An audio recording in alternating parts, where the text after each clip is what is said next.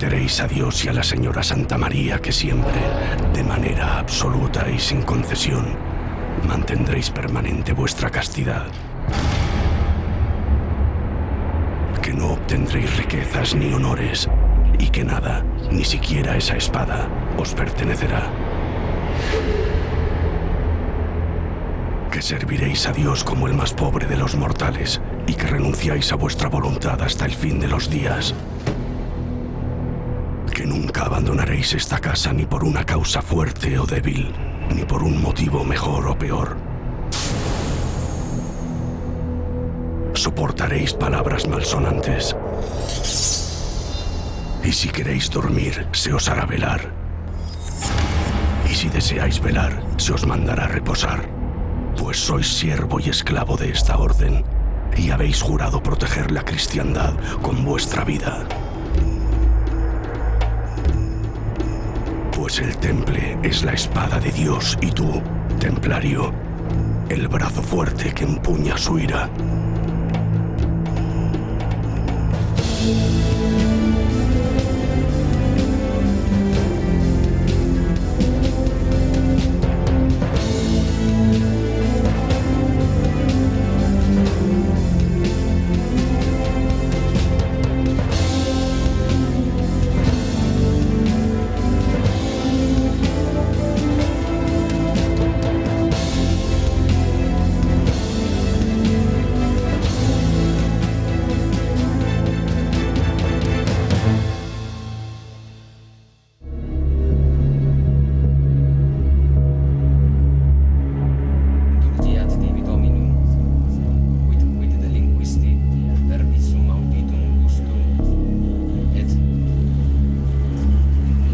La lepra, ni la peste.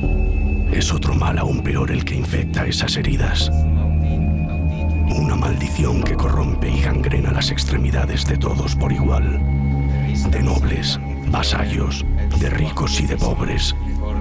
Un castigo divino llamado Fuego de San Antonio, que solo cura con la peregrinación a los santos lugares de Santiago y Jerusalén.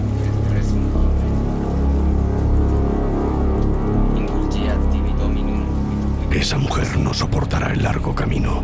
Para ella ya es demasiado tarde.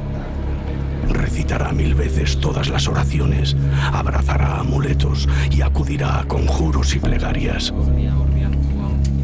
Pero el frío intenso y las llagas acabarán consumiendo todo, todo menos su alma.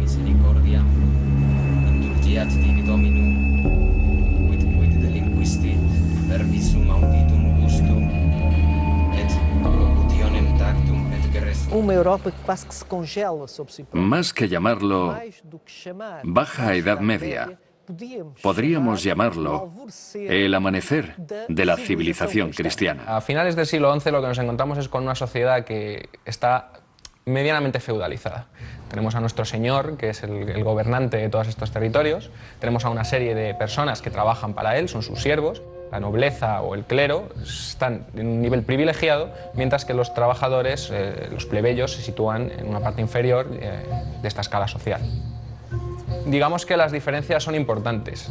Los trabajadores trabajan, los clérigos rezan y los nobles guerrean. A fines del siglo XI, justo antes de la Primera Cruzada, España no existía, claro. España, la península ibérica, era un conglomerado de reinos en el norte, en el mundo cristiano, y el sur musulmán, al-Ándalus, estaba siendo reunificado por un imperio norteafricano, los almorávides, que habían ido conquistando e incorporando poco a poco a su reino a los reinos de taifas.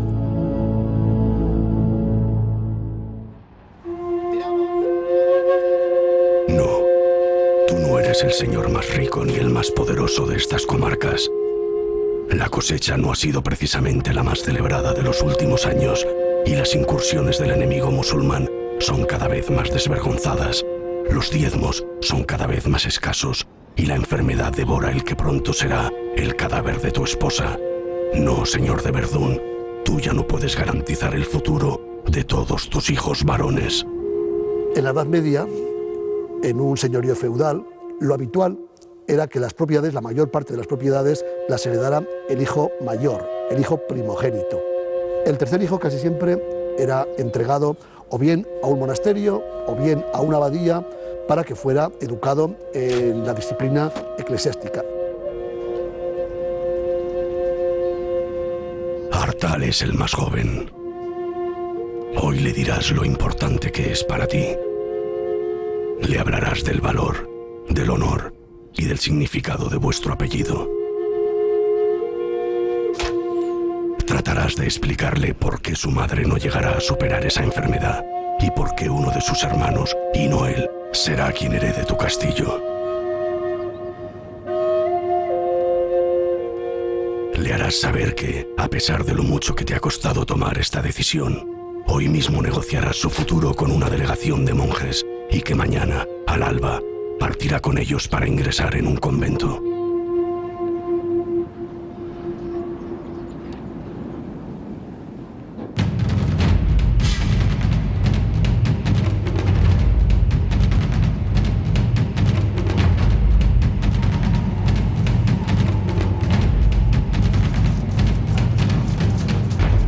El sistema medieval de mayorazgo propicia una concepción del mundo en la cual los hijos son un beneficio. Mientras más hijos se tuvieran, mejor. Pero teniendo en cuenta siempre que había que respetar la primogenitura, es decir, el mayor, de ahí viene la palabra mayorazgo.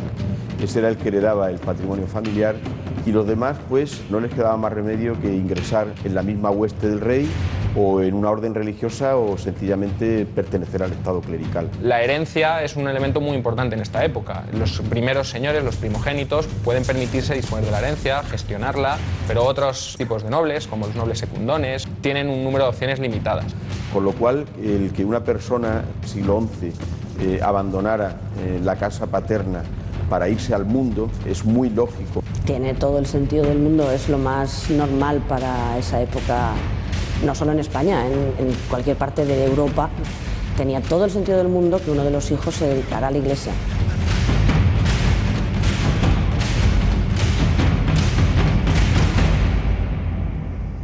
En esta época la Iglesia y todos los monasterios eran casi un Estado dentro del Estado. Entonces tenía su propia jerarquía, tenían sus propias normas y tenían una serie de propiedades que les aportaban grandes beneficios.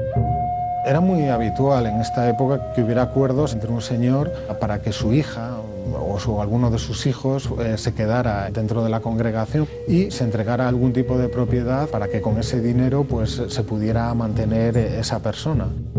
Desde luego es un beneficio para todos. El noble va a encontrar sustento, va a encontrar una ocupación para su vida. El gran señor se va a estar librando de un problema que le puede suponer de cara al futuro el tener un hijo desocupado. Y la orden religiosa está ganando privilegios en la medida en que para que este noble entre dentro de la orden, el gran señor debe realizar una donación o entregar algún tipo de regalo, entre comillas, que la orden acepte para cuidar de este tercer hijo.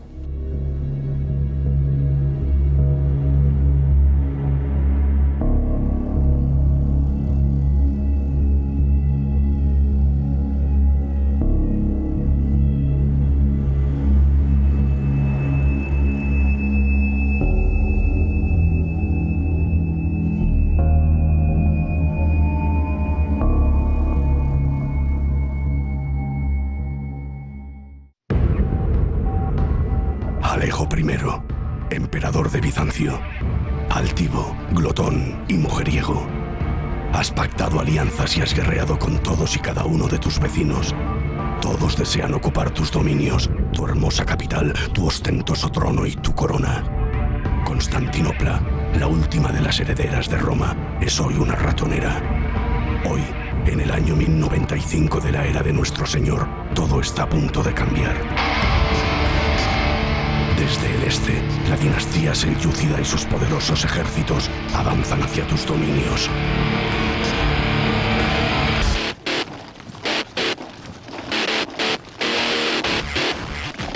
No tienes suficientes soldados para hacer frente a esta bestia. Esta vez, las cruces no podrán frenar a quienes portan el Corán en sus manos. Hoy escribirás una carta, se la enviarás al poderoso Papa de Occidente, le pedirás ayuda en nombre de toda la cristiandad y rezarás: Rezarás porque aparezca un gigantesco ejército de valientes cristianos dispuestos a plantar cara a esta amenaza. O porque un rayo caiga de los cielos y envíe a todos esos sarracenos directamente al infierno. Tu mensaje recorrerá Europa. Y aunque tú no llegues a saberlo nunca, esa maldita carta provocará una guerra eterna. Las cruzadas.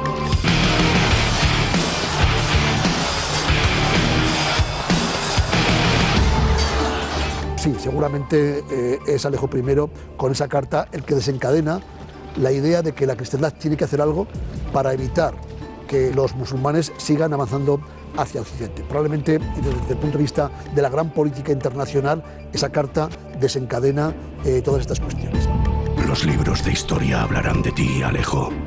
Dirán que fuiste un astuto político que supo mantener a salvo el imperio de Bizancio. Para mí seguirás siendo un glotón.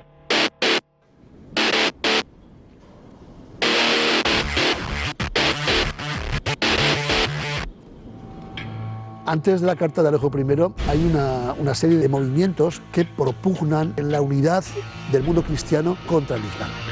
Esas primeras acciones se producen precisamente en la península ibérica, porque no hacía falta ir a Jerusalén a combatir contra los musulmanes. Los musulmanes estaban dentro de Europa, estaban aquí, estaban en lo que hoy es España. En el año 1085 de la era de nuestro Señor, Alfonso VI, rey de León, tomará las plazas de Coimbra, Madrid y Toledo. Poco después, un fuerte contingente almorávide desembarcará en la península para socorrer a sus hermanos musulmanes y derrotarán a los leoneses en la batalla de Sagrajas. En el año del Señor de 1094, Rodrigo Díaz de Vivar, el Cid, conquistará Valencia. En este momento, la Reconquista se encuentra en una fase relativamente temprana, pese a que hace ya más de 3 siglos que hablamos de la llegada de los musulmanes a la península ibérica y de que ya se han recuperado ciertos territorios de importancia. Se ha producido, de hecho, lo que se ha llegado a llamar la precruzada. Europa toma conciencia del proceso de la Reconquista, toma conciencia de que los musulmanes están ahí del mismo modo que están en Oriente y que también deben ser combatidos. Por lo tanto, era muy interesante para Roma y para el papado y para toda la Iglesia en general el reconquistar España. Y por supuesto se consideraba territorio de cruzada. Nadie escapará a la vorágine de sangre que se avecina. Ni siquiera tú, pequeño Artal, tú tampoco te librarás. Si va a ser un monje cisterciense, se va a encontrar con la Orden de los Monjes Blancos, es decir, se va a encontrar con una organización religiosa basada en el trabajo, en las donaciones y sobre todo en una oración importante. Son monjes, en el sentido más estricto de la palabra. Se va a encontrar con un mundo basado en una regla religiosa, que va a conducir cada uno de los movimientos de su vida y con una orden religiosa como tal y que por lo tanto le va a condicionar una serie de votos. No podemos olvidarnos de que la cantidad de niños abandonados que se dejaban a las puertas de los conventos. ¿Por qué se dejaban a la puerta de los conventos? Pues sabían que tenían un modus vivendi o una vida asegurada, por lo menos tenían pan para comer todos los días.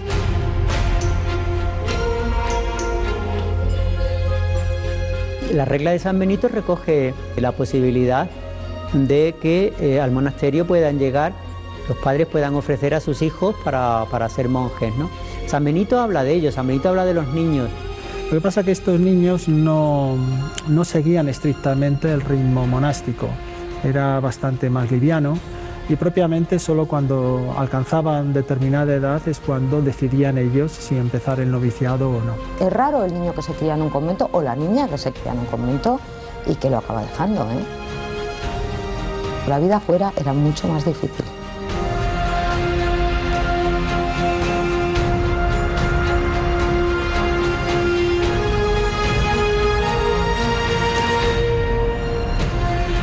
Fíate de esos monjes, Artal. Ellos harán de ti un hombre sabio y temeroso de Dios. Te enseñarán a orar y a vivir del trabajo de tus manos, pues la ociosidad es enemiga del alma. Rezarás 8 veces al día y comerás una. Y no sentirás necesidad de salir de este monasterio.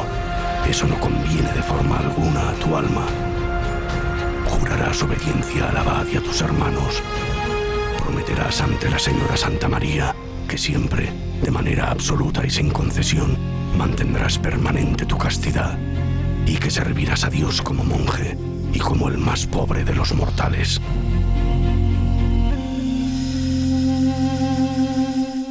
Los tres votos eran el voto de obediencia, el de pobreza y el de castidad. Los votos, ¿por qué los hacemos? La finalidad última del voto es un seguimiento de Jesús, es decir, queremos seguir al Señor Jesús. Entonces Él aparece en el Evangelio como viviendo en pobreza, viviendo en obediencia y viviendo en castidad, ¿no?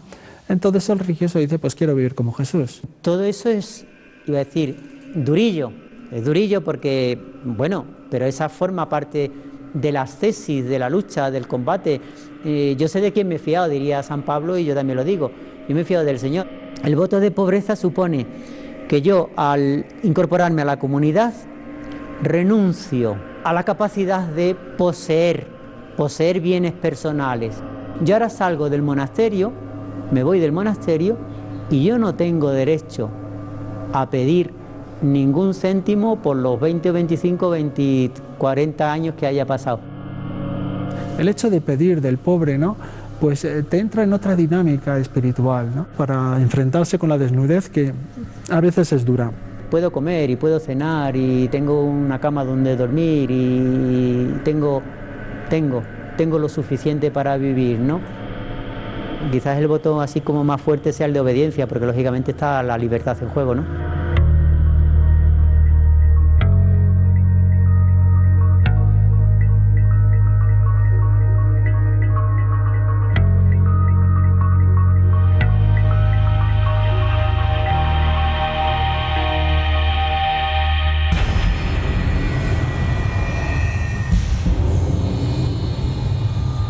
La idea de unir a todas las naciones cristianas de Europa bajo un único estandarte lleva ya demasiado tiempo rondando tu cabeza. Y esa carta que reclama tu ayuda llega en el momento más adecuado. Parece que hubiera caído de los cielos. Eres Urbano, el segundo, el Papa de Roma. ¿Quién mejor que tú para liderar esa unión de infantes, reyes y caballeros contra los enemigos de Dios? Hoy te armarás de valor y declararás la primera de las muchas cruzadas que están por venir. Urbano II es un papa muy peculiar.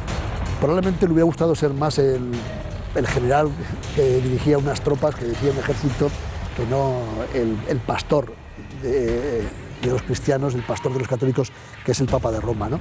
Urbano II proclama la cruzada, la primera cruzada, en las campas, en las afueras de la ciudad de Clermont, influido por la Carta de Alejo, por supuesto, pero también llamado por esa idea que había aparecido unos años antes de que algo había que hacer para frenar esa segunda oleada que se preveía del Islam hacia Europa, ¿no? A las afueras de la ciudad de Clermont se han reunido miles de fieles dispuestos a dejarse seducir por tus palabras.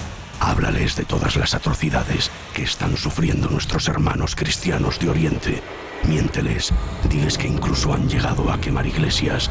Diles que tú, o mejor aún, diles que Dios nuestro Señor les ordena partir inmediatamente a destruir a esa raza vil que ocupa la Santa Tierra. Promételes que todo aquel que muera en este empeño será absuelto de sus pecados. Promételes la vida eterna. Y cuando les preguntes si pondrán su espada al servicio de esta guerra santa, todos ellos gritarán: Dios lo quiere, Dios lo quiere. Ese es el grito de los cruzados, ¿no? Dios lo quiere. Lo que el Papa en este discurso reclama es la unidad. Dice, acabad con vuestros enfrentamientos, no somos el enemigo, los cristianos no somos enemigos, tenemos que unirnos en contra del enemigo. El enemigo es el musulmán, el enemigo es el sarraceno. El Papa Urbano II llamó a las armas a los europeos para ir a defender y liberar la Tierra Santa. Sí que nos da idea de un personaje, un papa muy imbuido de ese espíritu que llamamos de reconquista en la península ibérica, de cruzada en general, y que desde luego debió de provocar y provocó un efecto muy inmediato en la gente de su tiempo, porque hubo una respuesta masiva a la llamada del Papa en ese discurso, en esa predicación llamando a la cruzada en Clermont-Ferrand en 1095.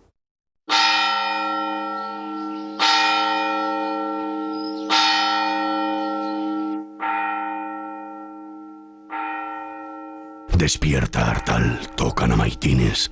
Y no puedes llegar tarde. Para mantener el estricto orden que ha de regir este monasterio, hemos de seguir al pie de la letra cada uno de los 73 capítulos de la regla de San Benito. Apréndetela. Ella te dirá cuándo has de orar, cuándo trabajar y cuándo reposar.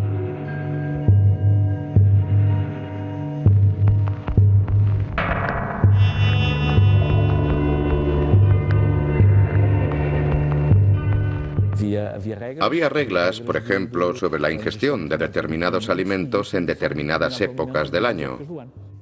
El cuerpo debía ser purificado por medio de la abstinencia sexual o por la ausencia de determinado alimento. El cister tiene como base hora en la bora. Entonces, su vida sería esa, o levantarse probablemente alrededor de las 3 de la madrugada para empezar con maitines, rezar todas las horas que se llamen. Entre tanto, probablemente guardarían silencio entre una hora y otra, entre el rezo de una hora y otra, luego trabajarían. Su vida sería tremendamente dura. Acabaría cenando una sopa de verduras, sin casi verduras, en torno a las 6 de la tarde, 6, 7 de la tarde, y ya a dormir. O sea, a dormir con rezos intercalados para seguir el cumplimiento de las horas. Visto desde los ojos de hombres y mujeres del siglo XXI, la vida monástica, la vida de la orden del Cister, la regla del Cister, nos puede parecer muy dura y sobre todo muy rígida.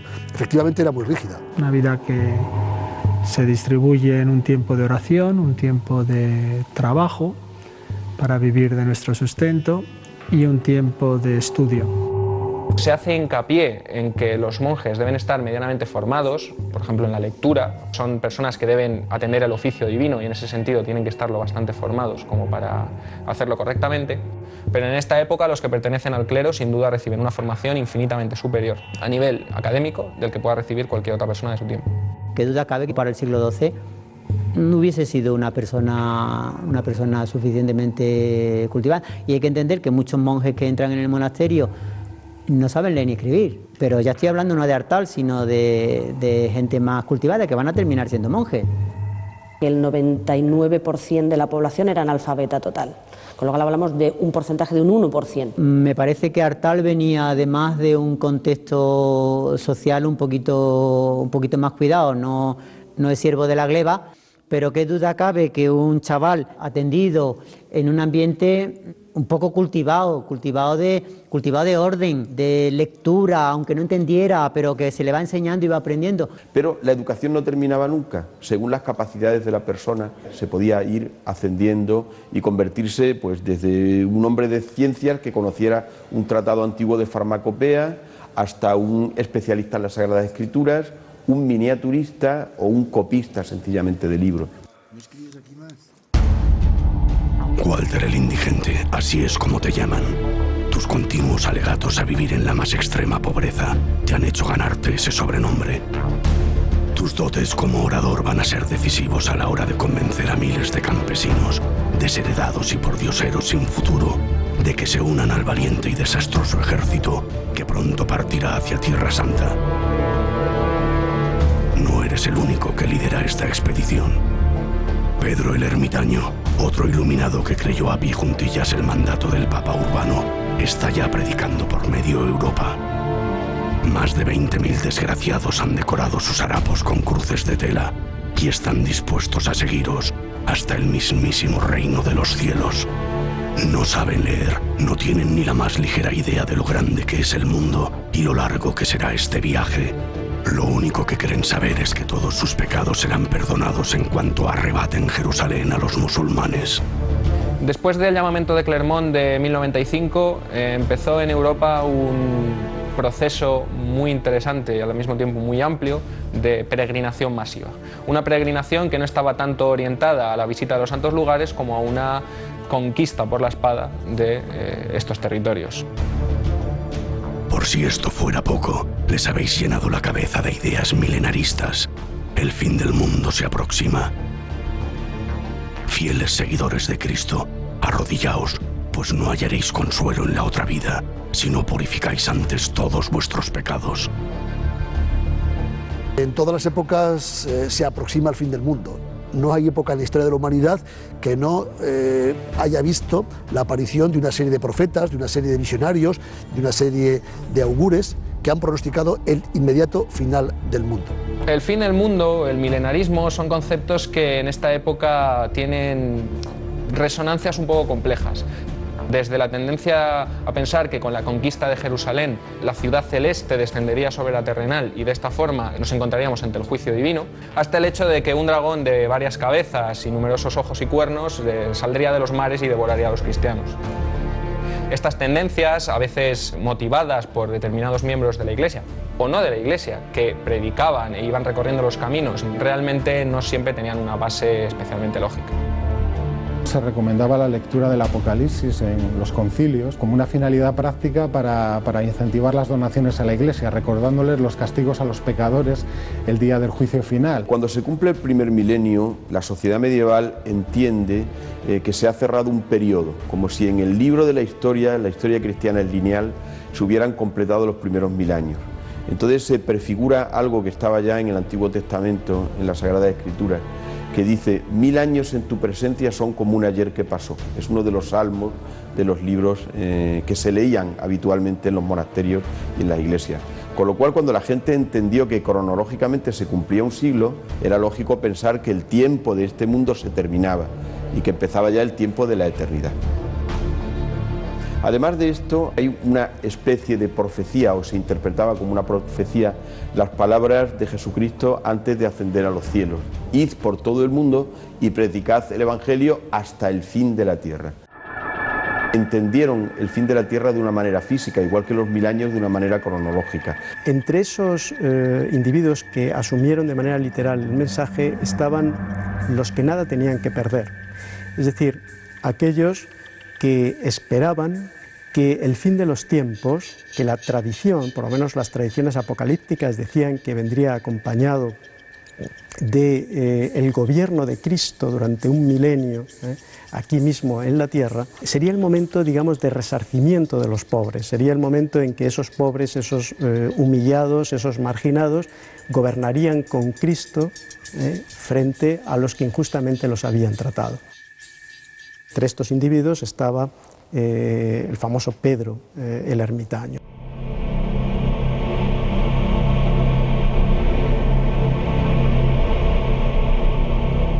Pedro el ermitaño, que es un orate, que es un iluminado, que es un hombre que está convencido de su carácter mesiánico, de que ha sido designado probablemente por Dios para encabezar un movimiento y que acabe con el Islam, que acabe con los herejes musulmanes, los hijos del maligno, imbuido de este espíritu de ir a Jerusalén, de ir a recuperar Tierra Santa, se embarca en la cruzada de los pobres de una forma absolutamente insensata. Aquella gran cruzada se sirvió de la ignorancia de la gente, les ofrecía unas posibilidades que no eran reales. Muchísima gente se apuntaba a las cruzadas para expiar sus pecados. Cualquier persona carente de estudios, carente de conocimientos, que no ha sido escolarizada nunca, podría creerse cualquiera de estas teorías y pensar que va a llegar.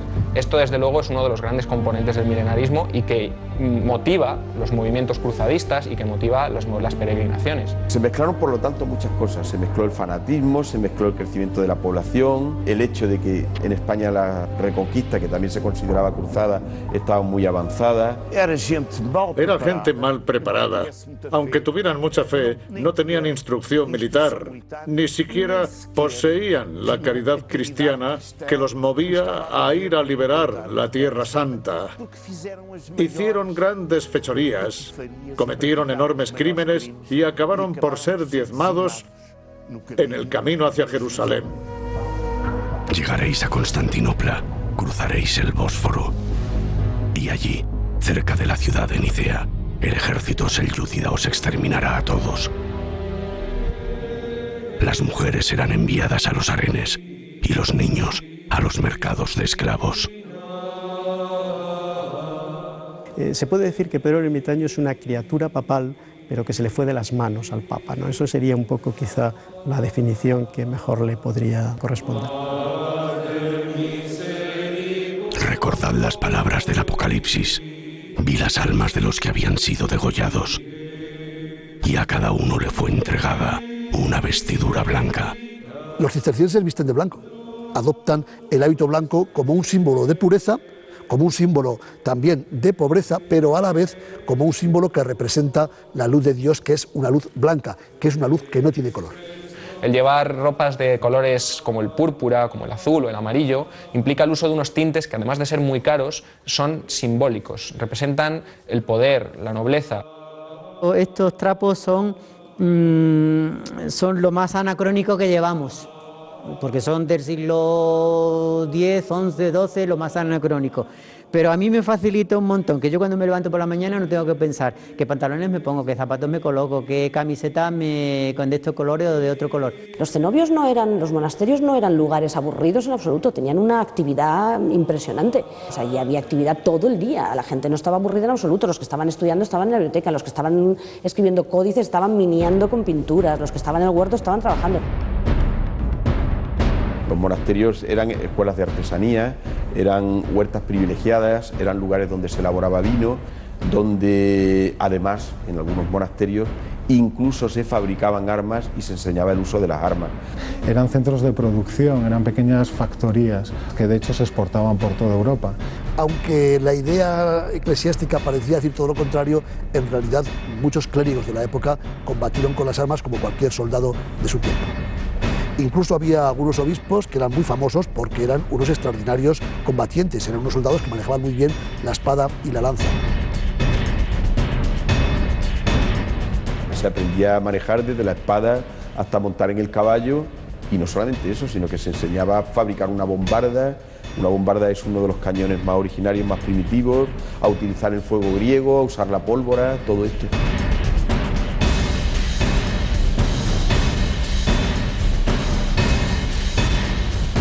En la Edad Media un combatiente que no estuviera entrenado, que no hubiera ensayado golpes de hacha, golpes de maza, cargas de caballería, el manejo de la espada, en una batalla estaba perdido. En una batalla en la Edad Media hay muy pocas oportunidades. Como no estés entrenado y falles un par de golpes, al tercero estás muerto, ¿no? En la liturgia dice los monjes han de cantar de una forma varonil, es decir, un poco fuerte, ¿no? Como caballeros que van a la guerra y demás.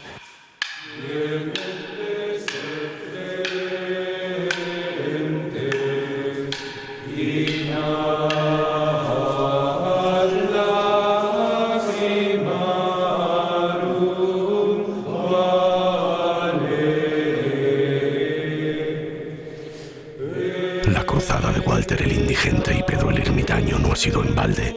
Los príncipes europeos se han unido al frente de poderosos ejércitos y no tardarán en llegar a Tierra Santa. Cientos de caballeros se unen a la cruzada promulgada por el Papa Urbano. Hubo jefes de ejércitos organizados, ejércitos feudales que decidieron seguir los pasos de Pedro el Ermitaño. Pasarán Antioquía y Edesa a fuego y sangre. Y tú, Pedro, tú que sobreviviste a Nicea, tendrás el honor de bendecir desde el mismo monte de los Olivos la carnicería que esta misma noche inundará de sangre las calles de Jerusalén. Como decimos en castellano, el capitán Araña hace que los demás se embarquen, pero él se queda en tierra, ¿no? Pedro el Ermitaño sobrevive, claro.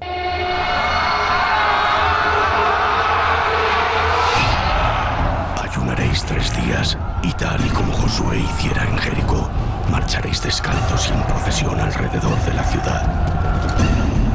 Y al cabo de 9 días, por la gracia de Dios, sus murallas se desvanecerán. Construiréis poderosos arietes y torres de asalto.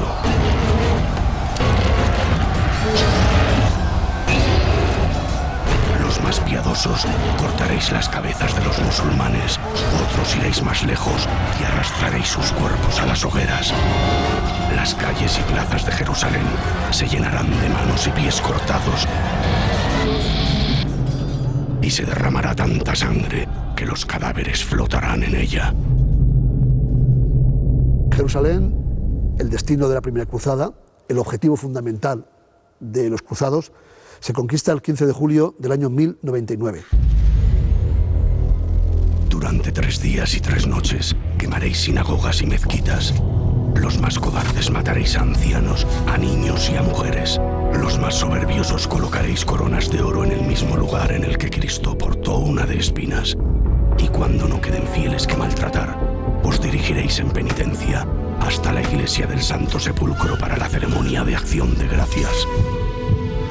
La matanza que se produjo en Jerusalén fue terrible. Nos cuentan los cronistas cristianos que la sangre de los musulmanes llegaba hasta los tobillos. Se habla de las calles de Jerusalén llenas de sangre, la sangre llegaba hasta media pierna de los caballos, de muertos, de torturas, de barbaridades todas.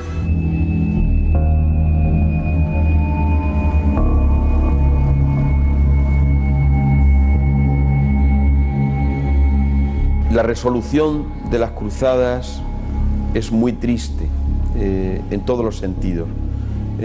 Representa uno de los grandes fracasos de la humanidad. Desde Roma te mantendrás al corriente del avance de tu guerra santa, la primera de las muchas que están por venir. Pero tú, Urbano, tú morirás 14 días antes de la batalla de Jerusalén. Nunca sabrás si la Tierra Santa llegó a ser liberada.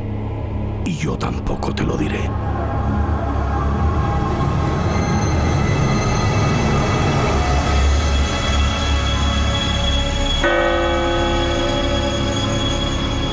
Yo creo que hablar de esto es de alguna manera tratar de exonerar la responsabilidad que hemos tenido todos los seres humanos en las atrocidades que han pasado en la historia, cuando en realidad pues probablemente todos hemos sido responsables. Todos vosotros sois culpables. Los emperadores avariciosos que desatan la ira de sus ejércitos, los papas que promulgan guerras, los huérfanos, los indigentes y los ermitaños.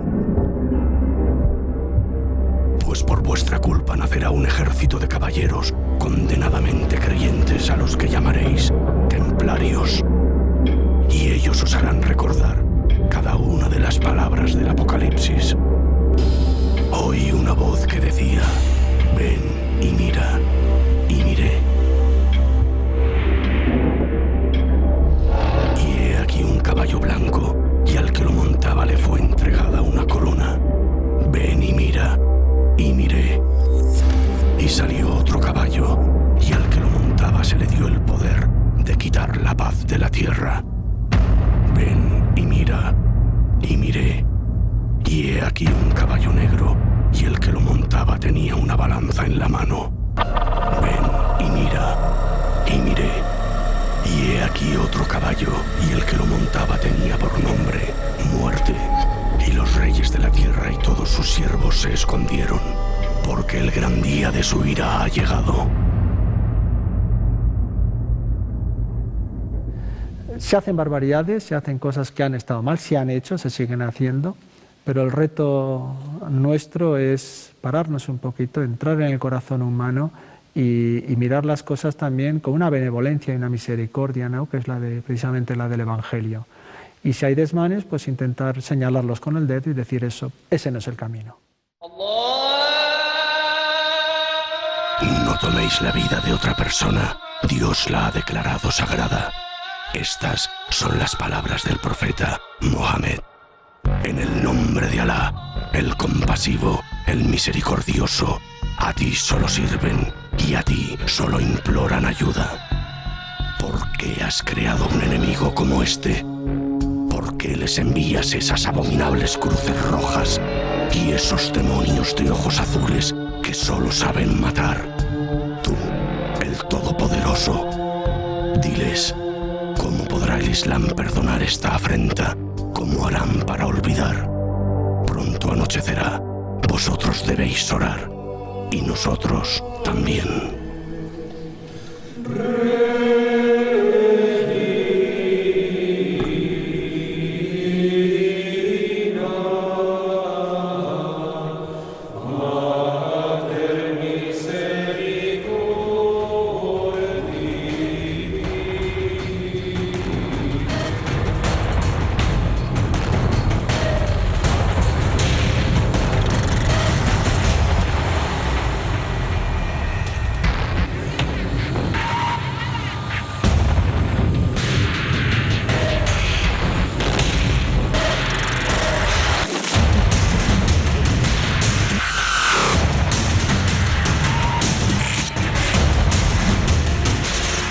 estabais poniendo a Artal tumbado en el suelo, porque San Benito dice que cuando se comete una falta, pues una manera de humillarse el monje es tumbarse en el suelo y la comunidad pasa por encima del hermano. Yo creo que para subrayar esa humillación de la falta, de alguna manera es hacer penitencia.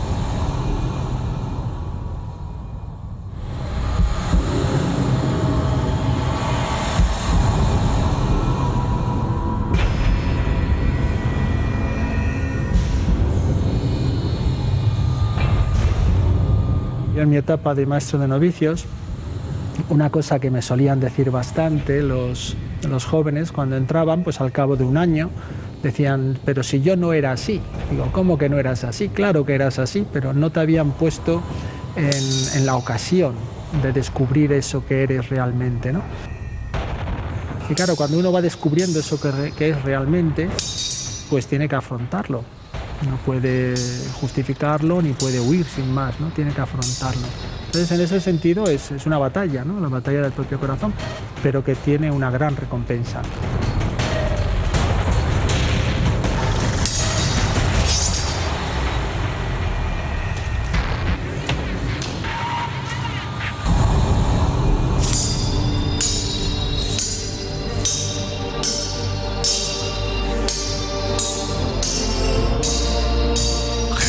Ha sido liberada. La cristiandad es ya dueña de la misma tierra que Jesucristo convirtió en santa. Pero he de advertirte, pequeño Artal, los enemigos son numerosos. Afilan ya sus colmillos, con ojos embarrados en sangre, y pronto alzarán sus garras hacia el reino de Jerusalén. No necesitamos más monjes, ya tenemos demasiados. Necesitaremos caballeros puros, que no duden en el momento de entregarse a la orden del templo y que no teman derramar su sangre por Cristo. Para nosotros, hombres del siglo XXI, es muy difícil entender el sentido de una orden militar de la Edad Media. Es muy difícil. Las órdenes militares surgen por derivación de las grandes órdenes religiosas y surgen en torno a una idea que es ora et labora, es decir, trabajo y oración. El ora et labora, en este caso, el laborar de la orden militar es defender y luchar por la cristiandad.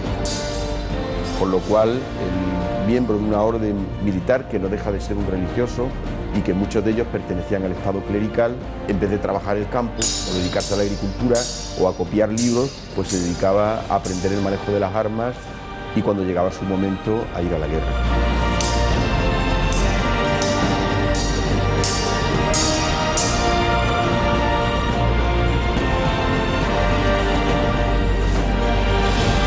De Artal, feliz. Sé que del monasterio sale, habría que preguntarle si como templario fue feliz, desarrollando su vocación de milites Christi, de soldado de Cristo, incluso hasta pues batiéndose el cobre por él materialmente, ¿no? El ser templario implica un salto de fe que hoy en día no se podría dar. Estamos hablando de un nivel de sacrificio que hoy día nadie daría. Es un paso muy difícil de dar. Un templario consagraba su vida a un propósito que trascendía lo dispuesto en la tierra. Fíjate con lo duro que suena y a la vez lo bonito que es. Renunciabas a tu vida, a tu propio destino, a tener descendencia, a tener posesiones, y te entregabas por tu propia convicción a un propósito mayor que el que te podía ofrecer la humanidad, que era servir a Dios.